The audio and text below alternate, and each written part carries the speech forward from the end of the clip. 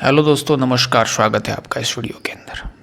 Second grade के exam के बाद में आपको किन बातों का ध्यान रखना चाहिए, उसमें सबसे इम्पोर्टेंट बात है कि आप निश्चित रूप से शारीरिक और मानसिक रूप से अभी थके हुए होंगे, तो एकदम से किताब लेकर के बैठना अभी आपके लिए मुमकिन नहीं होगा। इसलिए आप आराम से अपने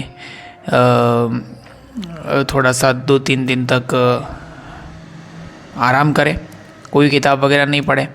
लेकिन याद रखें कि आराम की भी एक लिमिट होती है। अगर उस लिमिट के बाहर अगर आप आराम करने लग जाएंगे तो निश्चित रूप से वो जो आराम है वो आपको आलस में बदल जाएगा आपका। ठीक है, और फिर तो ये ध्यान रखना है कि उसको आलस में नहीं बदलना है, और आपका जो पढ़ाई का रिदम बना हुआ है उस रिदम को और आगे यूटिलाइज़ करना है। क्योंकि कॉम्पिटिटिव एग्ज़ाम के अंदर अगर बाई चांस अगर आपका नहीं हुआ तो आपको वो ये जो अभी रिदम मिला हुआ है, जो लय बनी हुई है आपकी पढ़ाई की, वो फिर आगे नहीं बन पाती है। और अधिकांश छात्र यही भूल करते हैं कि वो जो लय बनी हुई होती है उसको आगे कंटिन्यू नहीं कर पाते और फिर गड़बड़ हो जाती है। इसलिए ज़्यादा आराम करना भी आपके लिए ठीक नहीं होगा जब तक आपका अंतिम रूप से किसी परीक्षा में चयन नहीं हो जाता। पेपर का शांत मन से विश्लेषण करें। ठीक है, अपने आप से पूछ लीजिए कि भाई आपका कौन सा पेपर अच्छा गया, समय प्रमाण मतलब कौन सा विषय अच्छा गया, कौन सा सब टॉपिक पर आपके अच्छे क्वेश्चन गए, कहाँ पर आप थोड़ा सा मुश्किल में थे, टाइम जो है मैनेजमेंट वो कहाँ पर आपका बिगड़ा। ऐसी जो गलतियाँ जो आपने की उन गलती को लिख लीजिए, और ताकि दूसरी बार जब भी आप परीक्षा दो तो वो गलतियाँ ना हो। और किन प्रश्नों में आपने जोखिम लिया और लेना चाहिए था वो जोखिम के नहीं लेना चाहिए था। ठीक है, ये सब जो बातें हैं वो अभी से आज अभी ताज़ा तो आप सीख सकते हैं।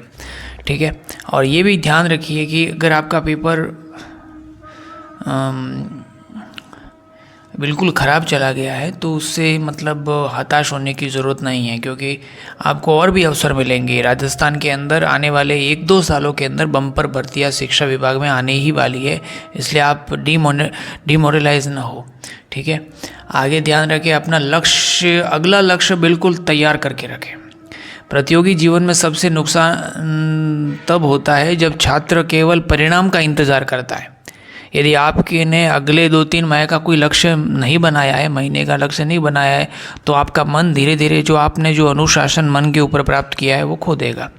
और इसीलिए अगले सप्ताह ही ये तय कर ले कि कौन सी परीक्षा देनी है, कौन से विषय मुझे और मजबूत करने हैं, कितने घंटे पढ़ना है, उस रिदम को बनाए रखें। पढ़ाई की आदत जो है बनी हुई है, अब उसको टूटने मत दीजिए, क्योंकि अनुशासन भी एक प्रकार की मांसपेशी होती है, मसल होती है। यदि उसको हम बार बार जितना उपयोग करेंगे उतना ज़्यादा वो ताकतवर बनती है, और जितना हम उसको ढीला छोड़ देंगे उतना कमज़ोर हो जाएगा। इसीलिए रिजल्ट आने तक 2 से 4 घंटे नियमित रूप से पढ़ना आपकी सबसे बड़ी पूंजी है। यदि प्रतियोगी छात्रों की सबसे अगर बड़ी पूंजी मानी जाए तो उसमें ये पूंजी बहुत बड़ी पूंजी है, क्योंकि पढ़ने की आदत बनाना बहुत कठिन होता है, लेकिन उसको खोना बहुत आसान है। आप 1-2 महीने जो है वो आराम से मोबाइल में व्यस्त हो जाइए, आपको याद भी नहीं रहेगा कि आपने कभी पढ़ाई भी की थी, ऐसा हो जाएगा। ठीक है ना, इसलिए ध्यान रखो। अपने एक गलतियों की नोटबुक बना लीजिए कि भाई मुझे ये गलतियाँ, उनके पढ़ाई के दौरान क्या क्या अनुभव प्राप्त हुए, और ठीक है ना, वो अनुभव आप लिखिए। विषयवार आपने क्या गलतियाँ की वो लिख लीजिए। ठीक है, कुछ मानसिक गलतियाँ भी हुई होगी, घबराहट हुई होगी, जल्दबाजी हुई होगी, कहीं ना कोई जो चूक हुई है उन सबको आप अपने दिमाग में याद करके उसको कहीं पर लिख लीजिए।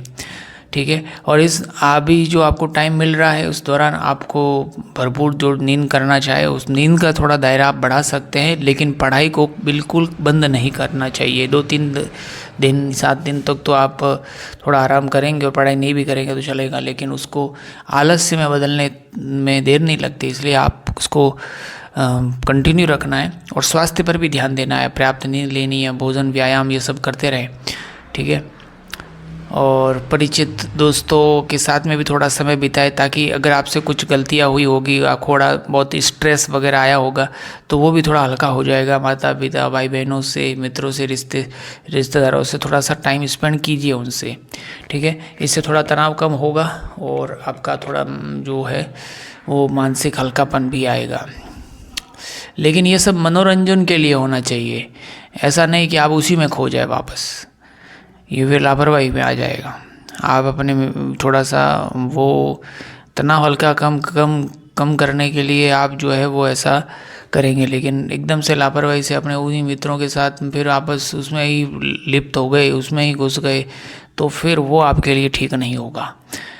नई स्किल्स भी सीख सकते हैं इस दौरान आप, कुछ भी छोटी मोटी जो स्किल्स जो जीवनोपयोगी हो, और अपनी पर्सनैलिटी डेवलपमेंट पे भी काम करेंगे तो ठीक रहेगा। एक पर्टिकुलर दिनचर्या बनाए, ऐसा नहीं कि भाई अब बिल्कुल अब एग्ज़ाम है तो थोड़ा बहुत ठीक हुआ है, अब उसका ठीक हुआ है लेकिन अपना ठीक हुआ है, अपन को लगता है कि मेरे इतने क्वेश्चन ठीक हुए हैं, लेकिन वो जो कट ऑफ होती है वो ज़रूरी नहीं है कि उतनी ही जाए जितनी, क्योंकि पूरा स्टेट लेवल के सभी छात्रों का ऐसा अनुमान लगाना बहुत कठिन होता है। इस पेपर जो होता है आजकल सारा अनसर्टेन हो गया है, इसलिए आप अभी भी अपनी दिनचर्या वही प्रतियोगी छात्र जैसी ही बनाए रखें, और जिसे आप पढ़ते थे वैसे ही, भले पढ़ाई का थोड़ा घंटे कम कर ले, नींद के आराम के घंटे बढ़ा दें, लेकिन पढ़ाई का जो रिदम है, लय है, वो टूटने नहीं देना है।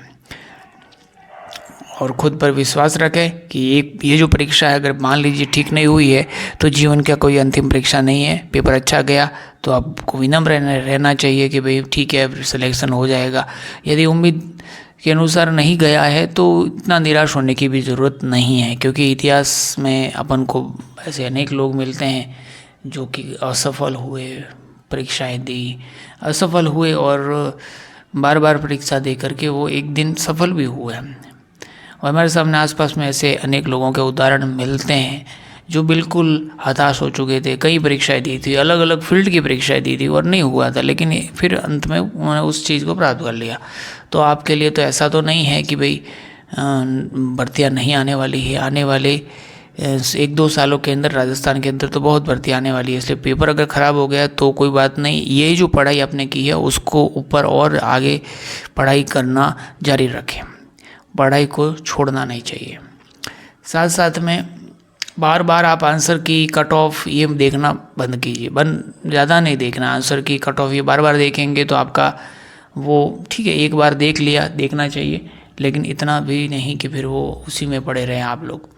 अफवाहों के पीछे भी नहीं भागना है। टेलीग्राम, व्हाट्सअप, सोशल मीडिया पर बार बार कोई ना कोई ऐसी अफवाहें आती रहती हैं, केवल आधिकारिक सूचना पर भरोसा करना है, ठीक है। और बार बार अपने मार्क्स जोड़ना, नेगेटिव मार्किंग करना, ये सब बार बार ठीक नहीं है। आप इससे आप थोड़ा सा ऊपर उठना चाहिए, अभी कर सकते हैं 1-2 दिन तक, लेकिन एक बार आपको क्लियर मालूम पड़ जाए कि भाई अपना इतना स्कोर बन रहा है तो उसके बार बार फिर 1-2 प्रश्नों का, 4 प्रश्नों का वो रहता है कि भाई कोई आंसर की में ये आ रहा है, कोई आंसर की में ये आ रहा है, तो उसको कोई फ़र्क नहीं पड़ेगा, ठीक है।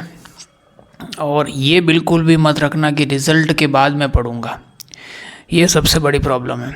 अगर रिज़ल्ट के बाद पढ़ूँगा, अगर आपने इस प्रकार का मानस बना लिया तो ये आपके लिए बहुत ज़्यादा कई सारे महीनों का नुकसान करा देगा, क्योंकि समय किसी के लिए रुकने वाला नहीं है। आप यहाँ पर रिज़ल्ट के बाद पढ़ूँगा ऐसी स्ट्रेटेजी बनाएंगे और वहाँ पर कोई कंटिन्यूस पढ़ते हुए आपसे आगे निकल जाएगा, बहुत आगे निकल जाएगा। इसलिए अपने आप को पढ़ाई पर कंटिन्यू रखना है, थोड़ी बहुत ही सही, लेकिन उस हैबिट को जाने नहीं देना है। और अभी से आप अपने आप को खुद को मतलब सफल या असफल मत घोषित कीजिए, आधिकारिक परिणाम आने दीजिए और फिर बाद में निष्कर्ष निकाले कि क्या है क्या और नहीं है, ठीक है। और मोबाइल पर ज़्यादा समय बर्बाद मत करना, क्योंकि मोबाइल जो सबसे आसान लगता है, खाली टाइम के अंदर सीधा मोबाइल निकाला और फिर उसमें रील्स या कोई ऐसी वीडियो इधर उधर के देख लिए, लेकिन यही आदत पढ़ाई की गति को सबसे पहले तोड़ती है, मोबाइल वाली आदत। इसलिए ध्यान रखना, इसको छोड़ देना। और ऐसे नकारात्मक लोग जो आसपास गलत बातें करते हैं, उनकी राय से आपको प्रभावित होने की ज़रूरत नहीं है, उनसे आपको डरना भी नहीं है, ठीक है। और मेहनत की आदत जो अभी आपकी पड़ी हुई है उसको बिल्कुल छोड़ना मत। पेपर में असफल हो जाना कोई बड़ी बात नहीं है, कोई ख़तरनाक बात नहीं है, लेकिन जो ये मेहनत करना छोड़ देना ये सबसे बड़ी ख़तरनाक है। कि जिस दिन मेहनत की आदत टूट जाती है उसी दिन ये समझ लेना कि आपका भविष्य अब अंधेरे में जाने वाला है। इसलिए इस मेहनत की आदत को आगे और कंटिन्यू रखना। और पेपर केवल 3 घंटों का था, लेकिन उसके बाद के जो 30 घंटे हैं आपके अगले 30 साल तय कर सकते हैं। यानी कि आने वाले जो टाइम है वो आपके लिए बहुत ज़रूरी है। 30 दिन जो आपके ये है ये बहुत ज़रूरी है, वो आपके आगे वाले टाइम को और तय करेंगे। इसलिए पेपर तो 3 घंटे का हो गया, ख़त्म हो गया। अब उसके बाद में 2-3 दिन आप इसमें थोड़ा सा होकर आराम कर लीजिए, लेकिन अगले 30 दिन अगर आपने अपनी जो पढ़ाई की आदत है उसको बंद कर दिया, मतलब ये समझ लीजिए कि आप वापस से 0 से शुरू करने की स्थिति में आ जाएंगे। ठीक है, पेपर ने तो आपके ये ज्ञान की परीक्षा ले ली है, लेकिन अब ये परीक्षा होती है कंटिन्यूटी की परीक्षा, अनुशासन की परीक्षा, दूरदृष्टि की परीक्षा, धैर्य की परीक्षा, वो अभी शुरू हो रही है। अधिकांश छात्र अब क्या करेंगे, किताब बंद करके बस उसमें मोबाइल में उलझे रहेंगे या कट ऑफ देखेंगे और ये चलता रहेगा उनका। और ऐसे में जो छात्र एकदम एक फोकस दृष्टि से किसी और भी अपनी इस पढ़ाई को आगे और कंटिन्यू करता जाएगा, वो आगे और दूसरी परीक्षा में सिलेक्शन ले लेगा। इसलिए जो विद्यार्थी ये जो हमारी परीक्षा अब शुरू हो रही है, अनुशासन को बनाए रखने की, धैर्य को बनाए रखने की, पढ़ाई की आदत को कंटिन्यू रखने की, लय को बनाए रखने की, उसमें इस परीक्षा में ज़्यादातर विद्यार्थी असफल हो जाते हैं और उनको फिर कभी नौकरी भी नहीं मिलती है और वे जीवन भर पिछड़े रहते हैं।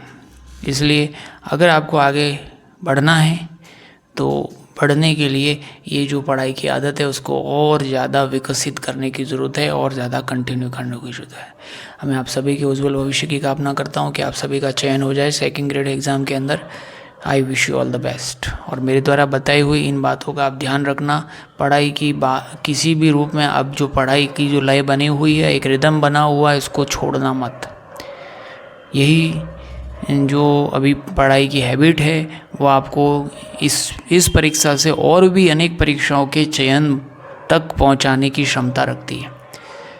ठीक है, धन्यवाद।